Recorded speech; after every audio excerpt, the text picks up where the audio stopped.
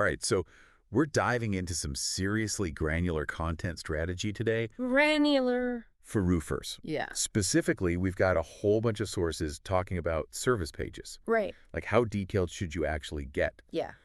Do you make a separate page for every single service you offer in every single neighborhood you serve? Yeah. Or do you keep things a little bit more general? Right. So that's the big question we're trying to answer. Makes sense. And the sources are hinting that there's some serious SEO juice to be squeezed out of going hyper-specific. Yeah, okay. Like, if you could tell Google, Right. I am the expert in this very specific type of roofing Yeah. in this very specific neighborhood, that's when the magic happens. Right. But, Yeah. we also don't want to end up with a website. Yeah.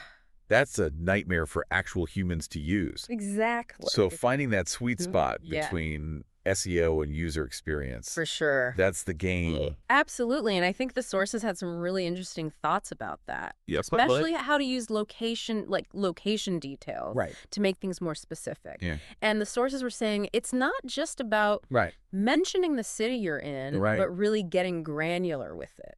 Okay, so let's say, just for argument's sake, Okay. you're a roofing company. You offer Right.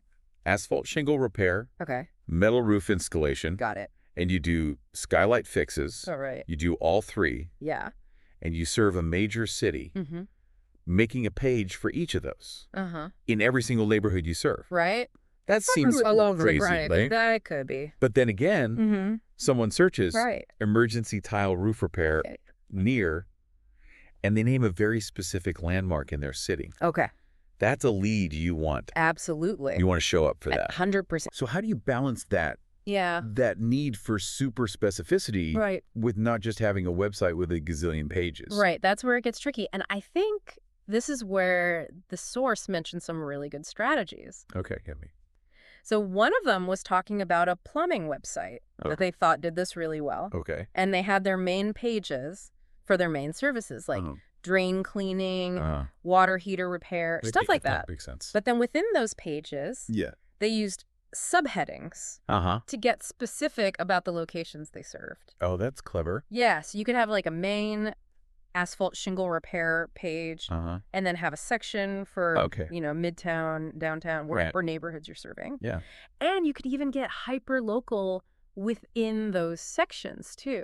Oh, so they You could say, we commonly see this kind of damage on asphalt shingles in this neighborhood. Oh, that's interesting. Yeah, and that would help with appealing to both users and search engines. Right, because it's both informative and specific. Exactly. Cool.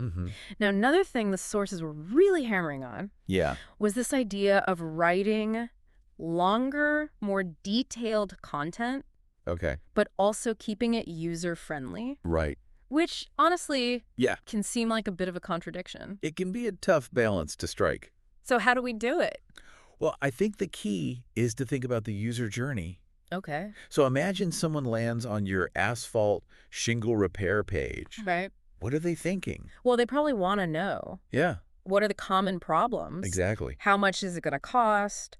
What's the process even look like? Right. Like, how long is my roof going to be messed up? Yeah, all those practical questions. Yeah. So your content needs to answer those questions. Right. And it needs to be easy to read. So headers. Definitely. Bullet points. Visuals. Like maybe a diagram of how asphalt shingle repair works. Or before and after photo. Yeah, like, here's what your roof could look like. Right, exactly. I like it. So it's not just about cramming a bunch of keywords in there. Right. It's about providing genuinely useful information. Yeah. In a way that's easy to digest. And I think the location thing really ties into that too. It does. Because the sources were saying, you got to go beyond just mentioning your city. Right. Like, why is that not enough anymore? Well, for one thing, it's another signal to Google that you're the local expert. Right. So if someone searches roof repair near and then they name a specific landmark, if your page mentions that landmark, you're going to rank higher than someone who just says, we serve whatever city. Exactly. So it's like you're speaking Google's language. You're speaking Google's language. With those hyperlocal keywords. Exactly. Got it. And then for the user, mentioning local landmarks and neighborhoods builds trust. Right. It shows that you understand the area. And their specific needs. Yeah, because like you said before, right. you could mention a common problem that roofs in that neighborhood have. That's so smart. Like, we specialize in repairing wind damage. That's common to homes near this park. Oh, so specific. Yeah. So I guess instead of just saying we serve and then the city name, you want to list out the actual neighborhoods, maybe even nearby streets or areas. Exactly. It seems like a small detail. Yeah. But it can make a huge difference. In how relevant your site seems, both to Google and to humans. To the people who are actually looking for your services. Exactly. Because you're painting this picture of exactly where you work. Okay, so big takeaway. Yeah. Getting granular with your content as a moofer can be a really good thing. Can be huge for your SEO. But we got to do it strategically. You got to do it strategically. You got to balance right. that detailed information with a good user experience. 100%. So you got to think about both sides. And I think that's really what all these sources were pointing to. Yeah. It's not just about keywords anymore. Right. It's about understanding your customer. And what they're searching for. Their intent. And giving them what they need when they need it. Exactly. So for all you roofers out there, think about how you can make your content more granular. Yeah. While still keeping your website easy to use. And don't be afraid to get really specific with your location details. Because that could be the thing. Absolutely. That helps you attract more of those qualified leads. 100%.